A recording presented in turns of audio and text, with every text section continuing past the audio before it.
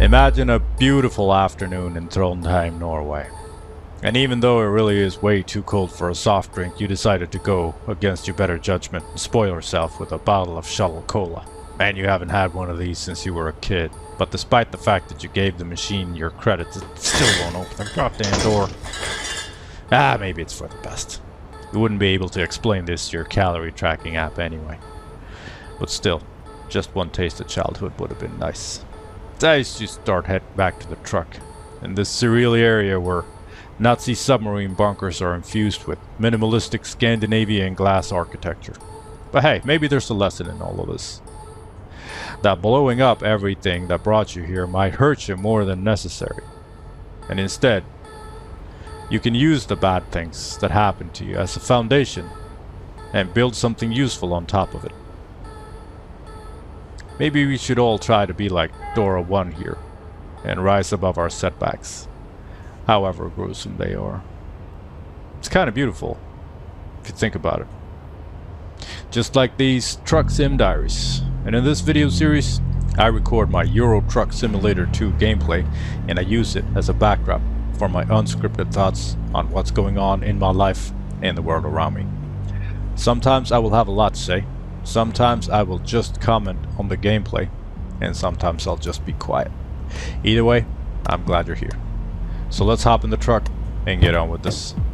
But before we do anything, let's recap our progress in this last episode of the Truck Sim Diaries Cruising Nordic Horizons event. This is an event we're running based on the World of Trucks community event with the same name, where we're going to do a delivery to or from all of the cities in the latest DLC release, Nordic Horizons. Right now, we are in Trondheim. The plan is to make a dry run to Steinkjer, and hopefully we can pick up a cargo that can take us to Kristiansund. And that'll be it for the Cruising Nordic Horizons event. And another note on the gameplay here. I am running a modded game to reflect the real world weather where I live in Sweden. I've set the game time to match the date of recording, which will have an impact on the daylight hours, especially in the north. All of this is to give you the real immersive experience and to let you know what kind of environment I'm coming from at the time of recording. Also, if you for any reason at all want to reach out, shoot me an email at easy@trucksimdiaries.com. Let's continue. Dan Chat's waiting. Let's do this.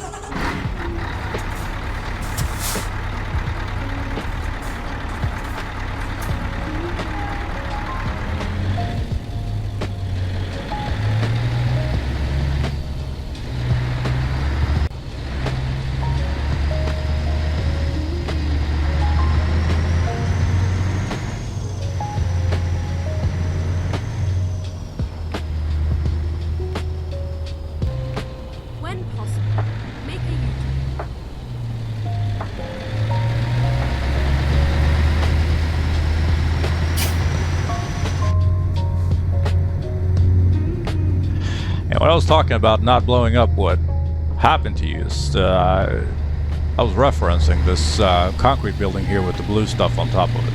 That is an old Nazi submarine pen. So yes, technically it's not a bunker.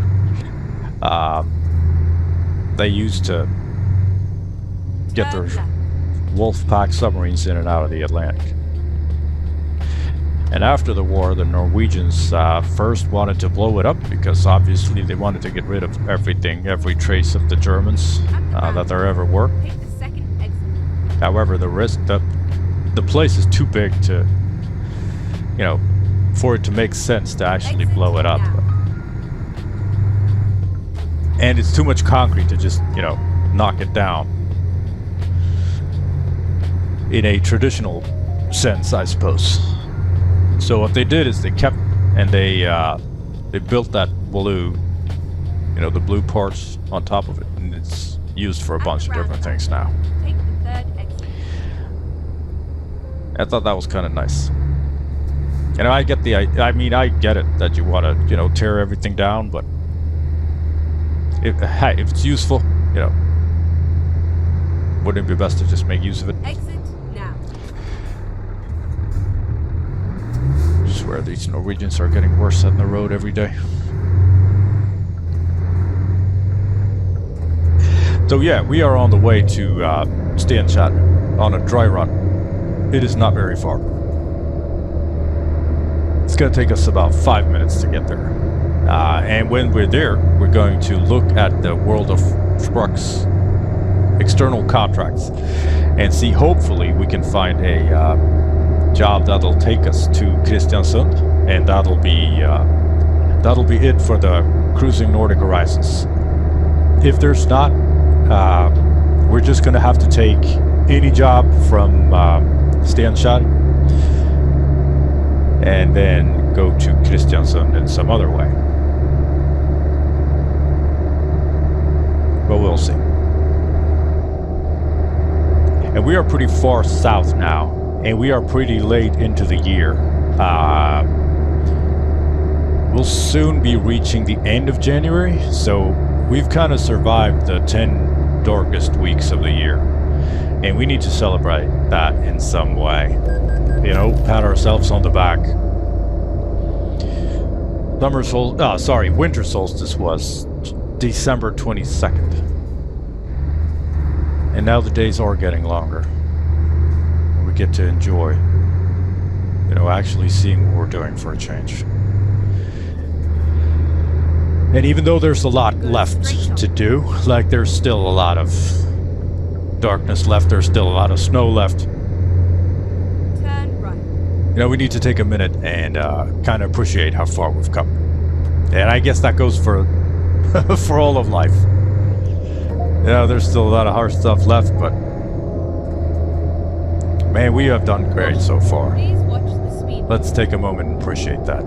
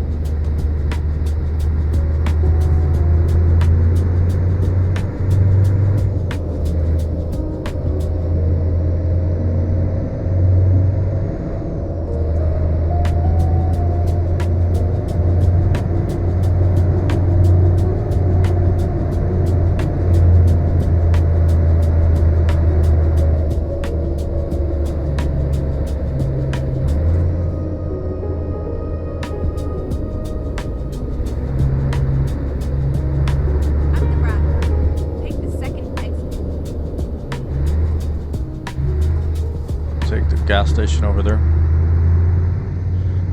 Let's see what we got. Now.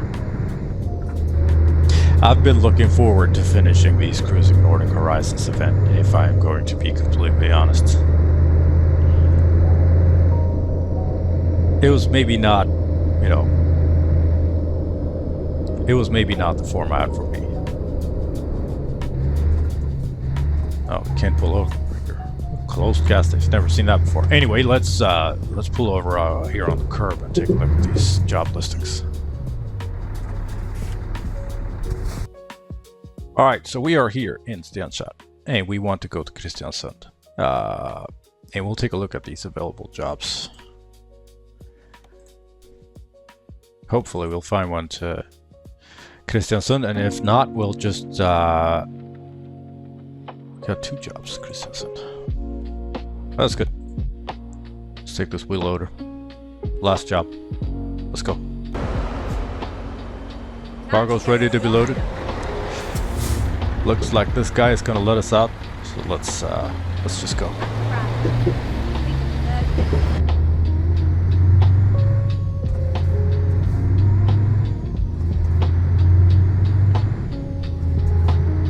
Yeah, like I said, this, I guess we're going to talk about it in some kind of after-action report or something, but, yeah, just, you know, flying around, just rushing to check out cities like this, it says, I don't know. I mean, it was fun for a little bit, but maybe not, maybe not doing all the cities, you know, you probably know this, but, well, at least now I know too, right?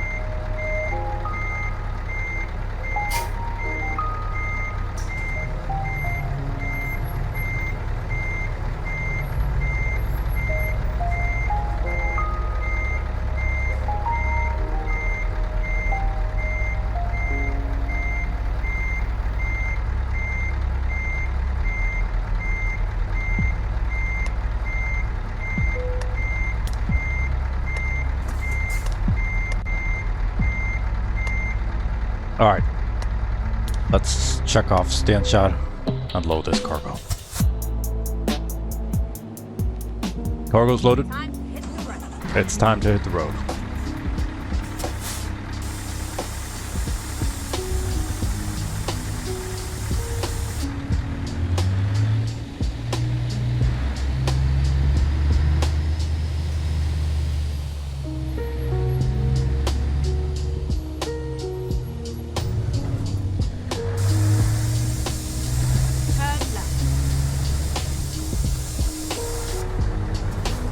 It is going to be a drive for 367 kilometers, so it's not very far. We've got more than enough fuel. Real life drive time is going to be 20 minutes estimated. In-game time is going to be 6 hours and 16 minutes. We need to rest in 7 hours and you've got 10 minutes. So we're going to stop just south of Trondheim and get some rest. Hopefully we'll get some more daylight.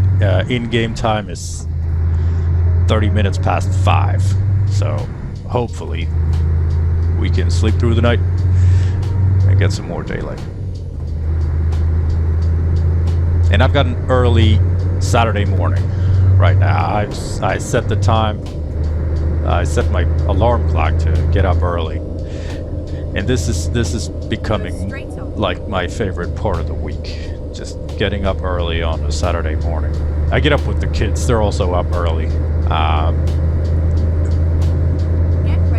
After my kids, you know, when they were around, I don't know, 5 or 6 or something like that, you know, they became big enough to not need us immediately when they woke up. So if they want, on Saturday mornings, they can play some video games in the morning. And which they do, and that made us able to sleep in a little bit, me and my wife, which we have for a couple of years. And I remember that feeling when you were a kid, when you woke up on a weekend morning, At the roundabout, take the first and you just, no one else was up, and all you wanted to do was just exit now. go to your thing, whatever it was. I haven't felt that since, but now when I've started to do that, it's the emotion is pretty much the same. I wake up all giggity, quickly have some breakfast, and then just boot up the PC and sit down and play. It's something I look forward to a lot during the work week. At the roundabout, Just getting this time. second exit.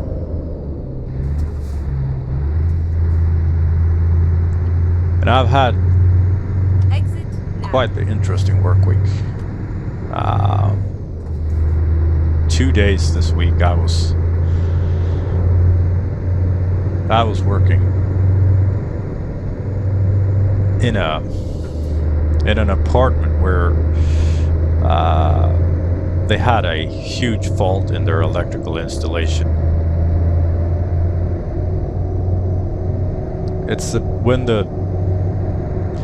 So in short, you've got 3 phases coming into your house, electrical phases, 3 main fuses if you At the were. roundabout, Most homes have this. And then they have one neutral exit now. line, which forms a circuit which current can run through, which makes everything work. In short, there's there's a lot more to this, but you know, who gives a shit? Anyway, if that neutral is broken, weird things start to happen. You can have anything between 0 and 400 volts in your outlets, and everything will it's quite dangerous, because there's also a very big risk of electrical shock, so it's pretty much worst case scenario.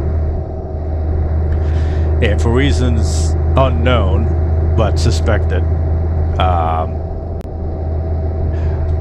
this had happened to this in this woman's apartment, so pretty much every electrical appliance immediately just breaks or, I don't know, explodes. It can be quite dramatic. She was obviously in shock. And you know, we have to come in and fix everything that's broken. I mean, I'm an electrician, so I won't stand and repair someone's refrigerator or anything like that, but built-in light fixtures like spotlights, you know, broken outlets, dimmers, you know, that kind of stuff, that falls on me. And it rarely does this happen. And I think you know, there might be someone who had done something which was outside their, you know, knowledge base, I think. But anyway, it happened. And she had what's the word for it? The insurance company are the ones who, you know, pays for all this, because it you know, it's covered by the insurance for some reason.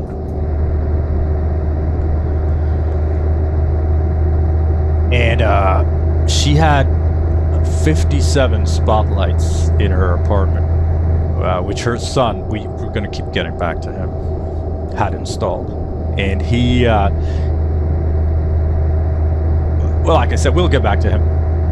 But there was a lot to do, so I was there for 2 full days just fixing everything. And she was Please watch the speed. retired school teacher, At the roundabout, take the second native Syrian. And so there was, you know, there was some language exit now. barrier. She had lived here for 40 years, but still there was a language barrier. I don't know how that works, but that's, you know, that's the way it is. I'm not gonna tell anyone how to speak. Anyway, this woman, she was quite the character. She was a very, like I said, she was a retired kindergarten teacher. And she was this very caring person. Like maybe a bit too much. I don't think I've ever seen someone cry as much as this. I'm sorry for laughing, but it's just at first, you know, I'm no stranger to having, you know, my clients express their emotions, because normally, you know, an electrical fault in your house can be scary. And then when I show up and say, like, I got this, you don't have to worry about it anymore, there's going to be a release of, you know, fear and pressure, and you know, feelings arise and things happen, you know. It's not the first client that has cried in front of me. Let's just put it that way. But she is the first client that's kept doing it for the entire stay, for 2 days almost. Like as soon as she talked to me about anything, she was like, she wanted to ask about my kids. And I was like, yes, I have kids. And then she was reminded of her work, and then she started thinking about how much she missed, and she started crying. And we talked about whatever I was doing.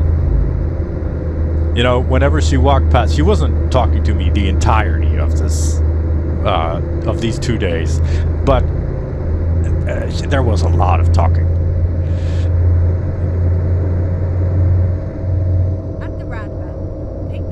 And whenever she saw something that I've done, every light that I'd fixed, she was like, it's so beautiful. And she started crying again. And I was like, all right, God, you're okay.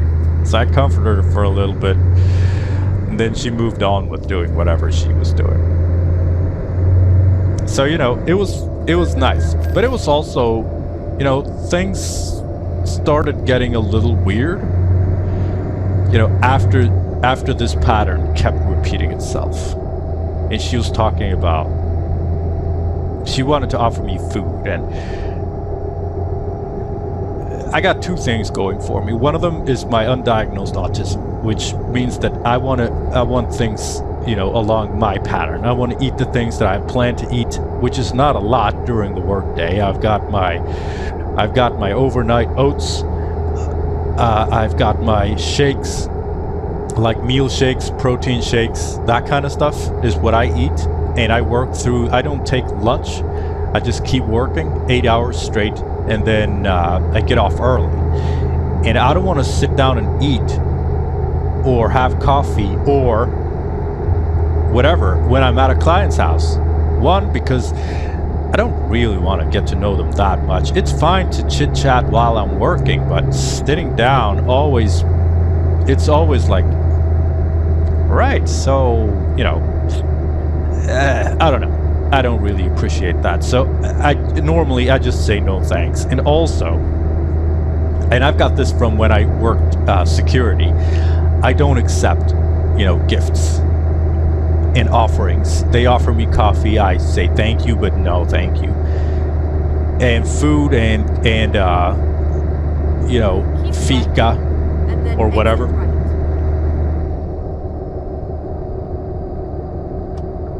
I just say no. Right. Because I don't want to get into a position where they can ask something of me because they gave me something. This is what I took from working when I was working security. It's better if it's completely professional. No, like, I mean, I know people want to show their thankfulness, and that's fine. And I say thank you for offering. I really do appreciate it, but I just don't want to. Or I want to keep going. Like, make sure most of the time they respect this. Not always though. And this woman did not, because she was this very motherly figure. You know what I mean? Like, she was this caretaking. I was in this. Never mind. Where do I turn? I'll find a new route. I was supposed to turn right. So imagine I got my arm into a hole in the ceiling looking for the cables for spotlight that I'm installing. And it's a pretty awkward angle to be standing at. I'm on a ladder, At the roundabout. and I'm like Take the third leaning my whole head against the ceiling to reach in further with my arm. And then I turn around, and this woman is there with an egg, with a peeled boiled egg, right by my face. And I wear hearing protection, and when I listen to this, both for ear protection, but also they're Bluetooth connection, so I like to listen to music or podcasts or whatever. So I don't hear much. So I just turn around and I look into this egg, and she's almost putting it in my mouth. And she's like, "You need to eat." You need to eat. And I'm like, "Lady, no, I told you no thanks." And she's like, that wasn't me. I mean, maybe I should have.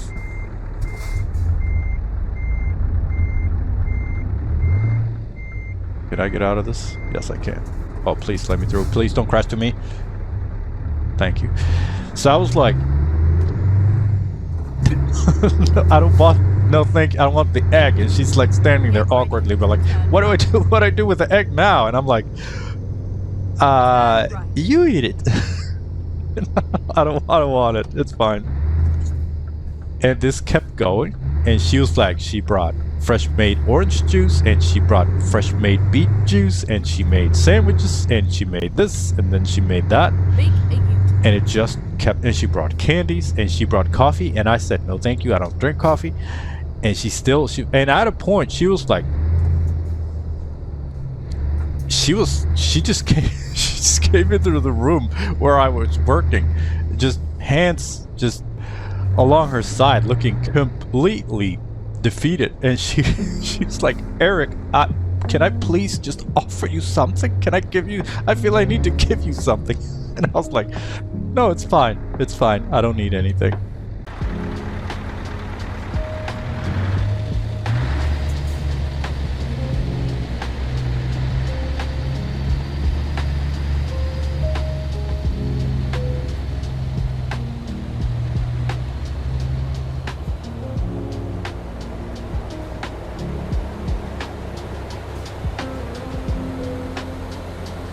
Alright, let's get this rest. We wake up at sunrise. Isn't it beautiful? We're gonna continue this ride. And I'm gonna continue the story.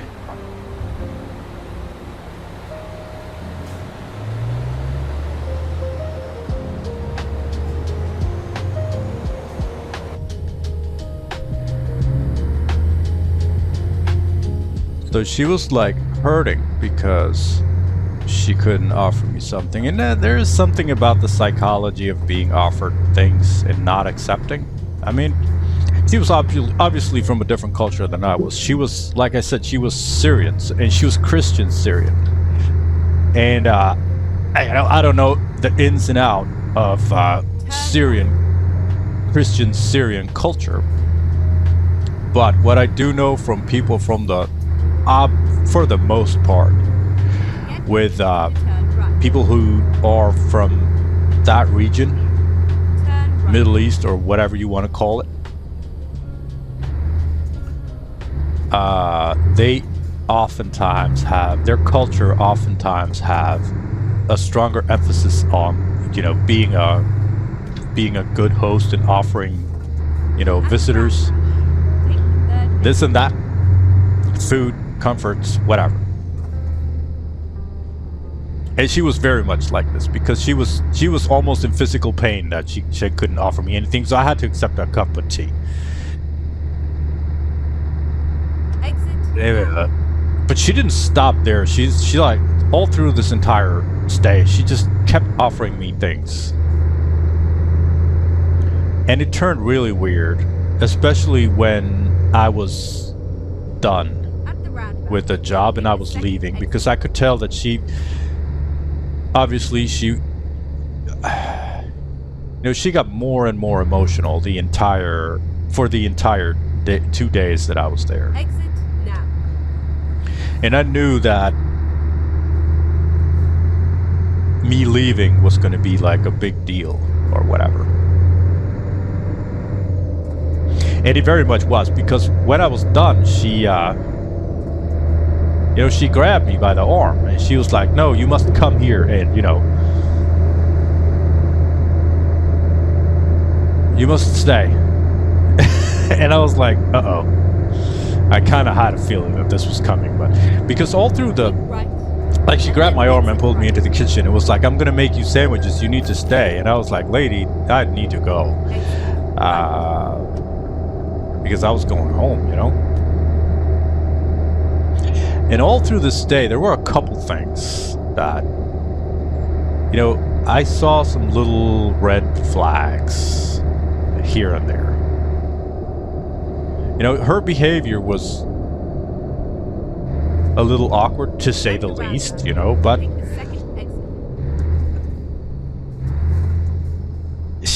for the most part, she was like the stereotypical caring immigrant lady. You know? Swedish women are not like this. They're a lot more uptight. They're a lot less emotionally, you know, expressive, especially to strangers. But like Syrian and Arab women, they are these, you know, for the most part. I'm very much, you know, painting with broad strokes here. But most of the time they are a lot more, you know, motherly to everyone. But still, even with that taken into account, this woman was, you know, everything cranked up to 11. And when I was just this tiny little thing, when I was going to park my car, she was very insistent that I parked my car in her parking spot. And I was like, why? You know, I was wondering. It was just weird that, like, I was parked just, I don't know, 100 meters away. It doesn't matter. Like, I don't go to my car that much. Like, I have everything I need inside the apartment. Where I park my car is not, you know, it's not an issue. But she was insisting on it. And again, grabbing me by the arm, pulling me to the window, and be like, showing me, like, this is where you should need to... And when she spoke, she was very much like, this is where you need to park your car. I was like, all right. She was also whispering a little bit, always.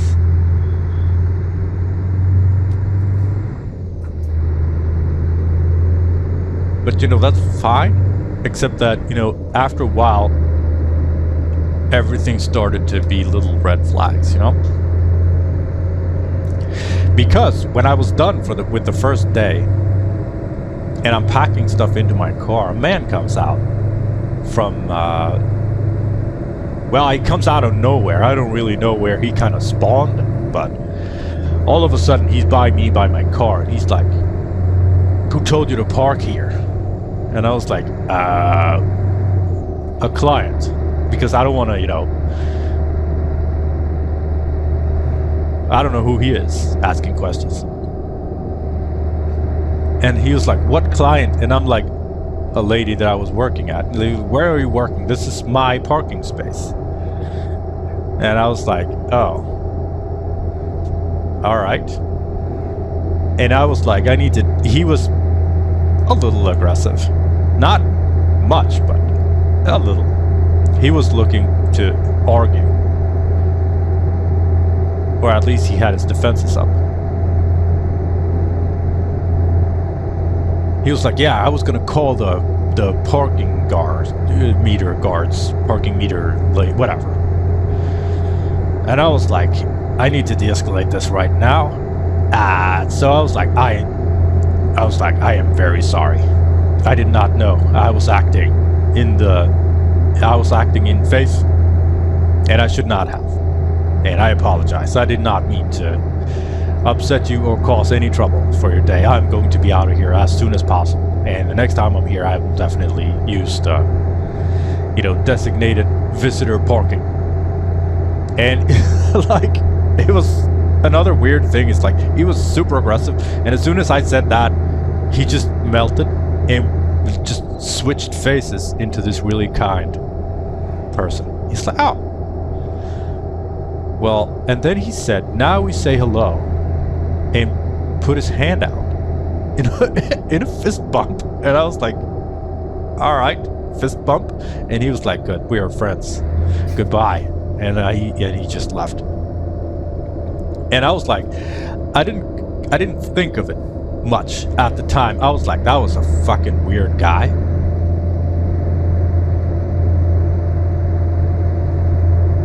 But then when I got back the next day, this was day one, so day two I parked at the visitor parking. And I come into her house and she says, why did you not park in my parking space? And I'm like,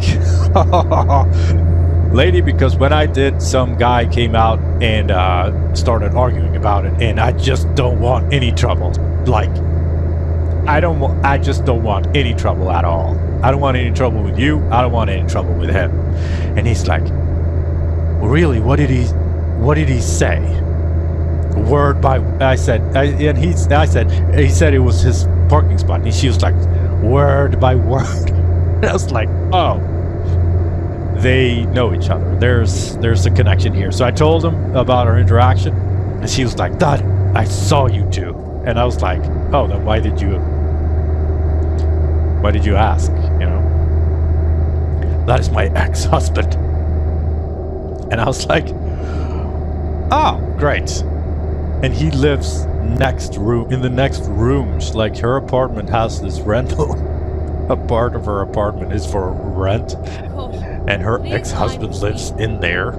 And I'm like, I'm starting to understand why she's whispering. Like, he's literally the next inner doorway. Like, you know, not proper doors that you have on the front. You know, the inner doors. Like, when I was working there, I was like, is there anything in here? And she was like, no. And I heard him shuffling around in there, like, and I was like, is this a part of the apartment? I don't know what it is. And apparently it was the rental space that he was in. So they had this conflict, and whenever she started talking about him, her voice went even lower. And I was like, is he fucking with me to get to her, or is she fucking with me to get to him? I don't know. I don't want to know.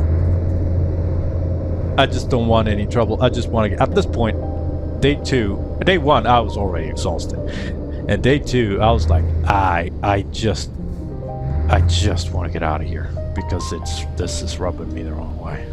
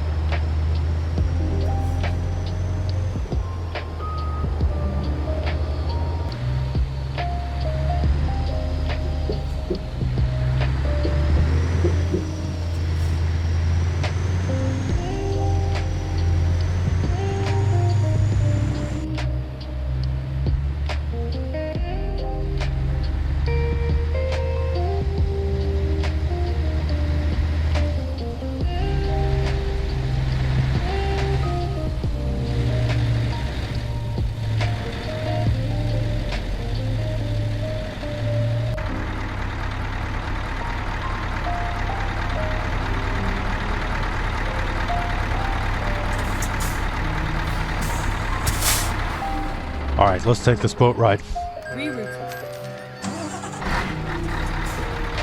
Alright, boat ride's over. Let's get off this ferry.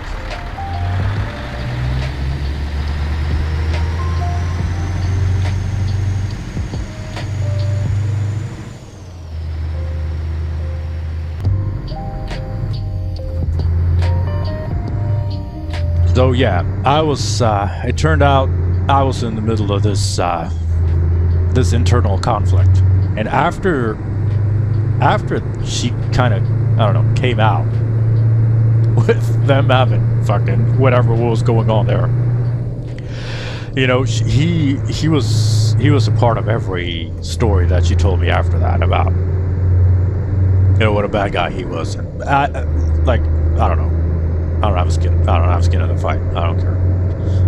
But what I could tell was that this woman was traumatized. And I don't know.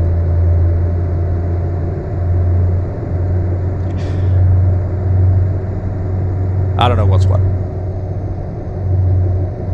But like I said, yeah, I knew she was traumatized because I could tell by the way she acted, by the way she talked.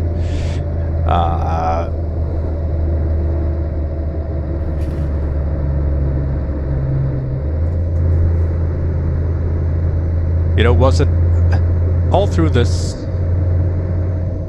She also had a son, and he visited he was there the first day. He came in and he had work clothes on with no logos. And that's everyone who works in the construction industry or as a contractor of any kind in Sweden has a logo on their work clothes. The logo is more important than your work permit or work ID or whatever.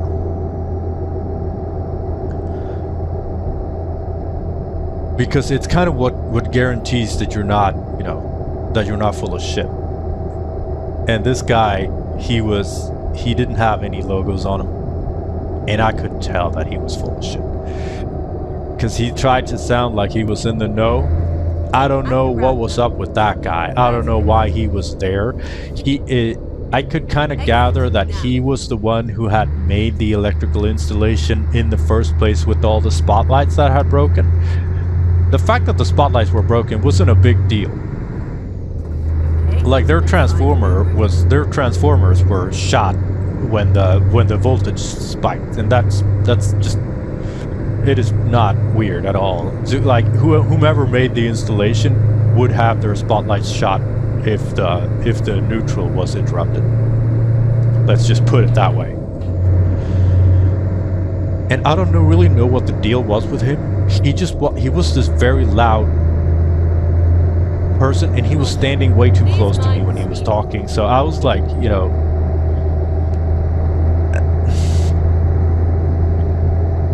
he was just... I wanted to get out of the same room that he was in as soon as possible. He didn't say anything that was wrong or anything. He was just, I don't know, his whole demeanor was just setting off my alarm bells. Like, I would expect him to become a problem later down the road.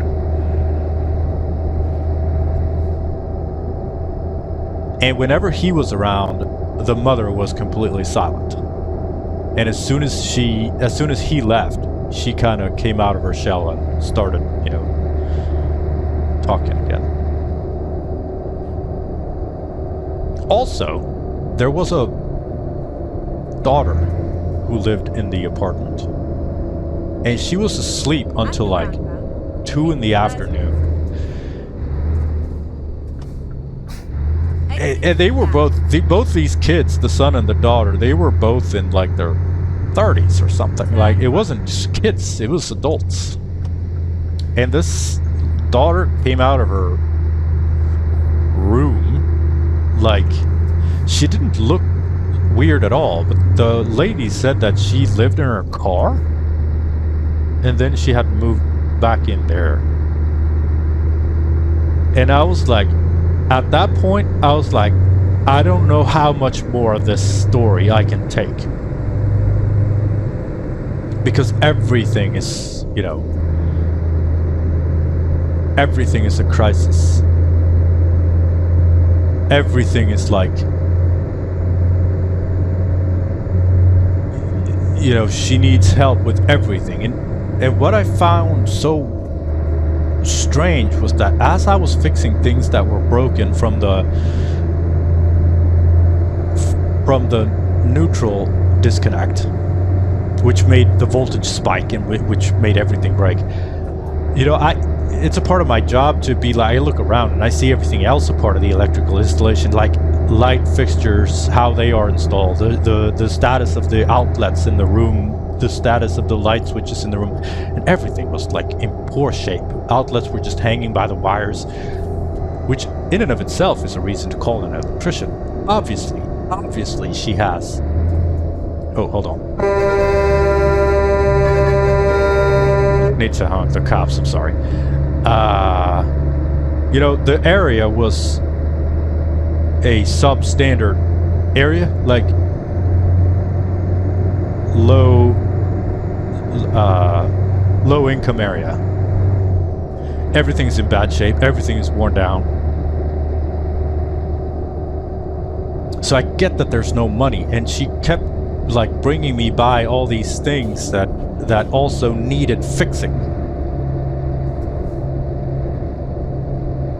And I was like, of course I fix it, you know? I don't mind. I don't care. The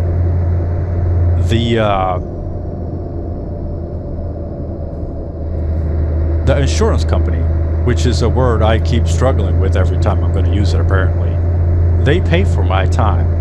I just need to state what I'm doing. And if there are a couple of broken outlets that aren't, you know, a part of the whole deal, I'm gonna just fix it, and I'm not gonna tell anyone. I'm not supposed to do that, but hey, you know, throw me to jail.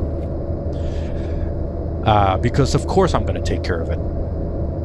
And she noticed that I did that without her asking, but still she was like, oh, and this is, I don't know if it's supposed to be like this. Oh, and this, I can't afford anything, and like, what should I do with this, you know, bringing me by every, you know,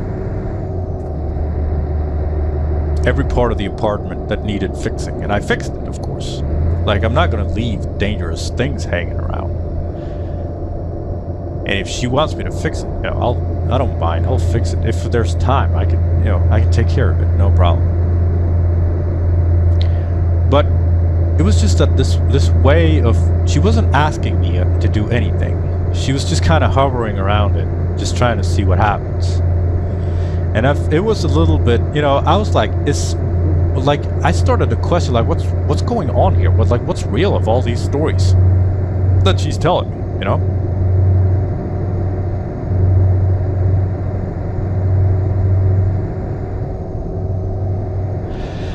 Talked to some colleagues, of course. And they're all cynical. Like, she's lying to you to get you to... She's tugging at your heartstrings.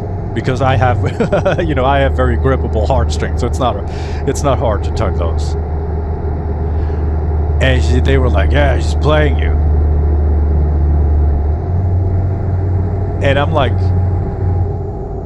so what? You know? So what if she is playing me? At the roundabout, take the first exit. Obviously, she can't afford Exit shit. now. You know, she's just trying to get by. And it doesn't really matter what's true and not. Like, I can tell that, At the roundabout, take the first exit. you know, this woman's in peril in multiple ways. Exit now. And like, she's pulling my heartstrings to get me to do something for her that she doesn't want to pay for. You know, at the end of the day, that's fine. To turn left. You know, keep the love. I'll just make some more. Turn left.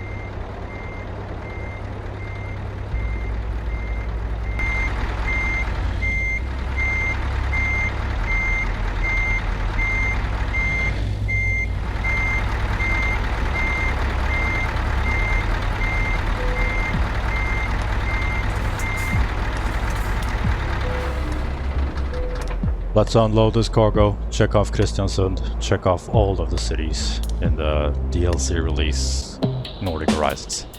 Alright, let's do stats for the job first. 432 kilometers of driving, 42.3 liters per 100. This is a horrific fuel economy.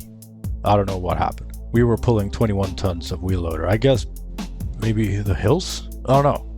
What do you think? 1% damage. This is B-roll footage. 36 minutes of driving from Steinkjer to Kristiansund. Tollgate, collision, tollgate, transport. This collision was the... Well, I'm gonna argue. I'm gonna appeal to the courts. Income was 14,561. Taxes was 2,184. Other costs was 56 credits. I guess that's fines. I keep forgetting. Yeah, fines. 56 credits of fines, so it wasn't that bad. Fuel cost was 283. Damage was 500. Well, you know, so there's that. Revenue was 11,537. 3.5 stars, which seems to be a standard. 4 stars for damage, 1 star for distance, 5 stars for fine, 4.5 stars for fuel economy, and 3 stars for mass. 162 hardcore points in total. Most importantly, though, this job concludes the Truck Sim Diaries Cruising Nordic Horizons event. The event was to do a delivery to or from all of the cities in the latest DLC release, Nordic Horizons from SCS Software. Nordic Horizons is all the cities that you see here on the list and on the map.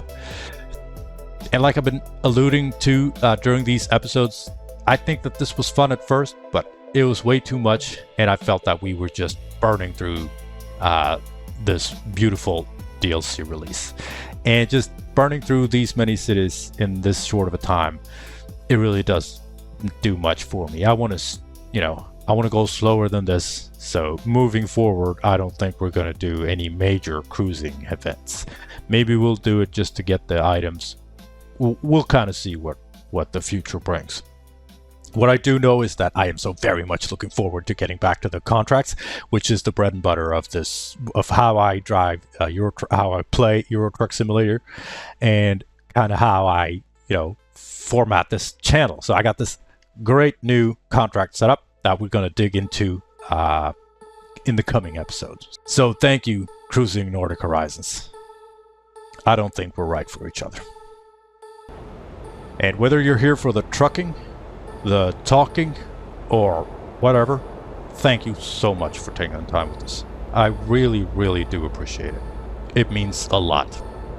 And remember to take care of yourself. You are important, and you need to last for a long time. Bye.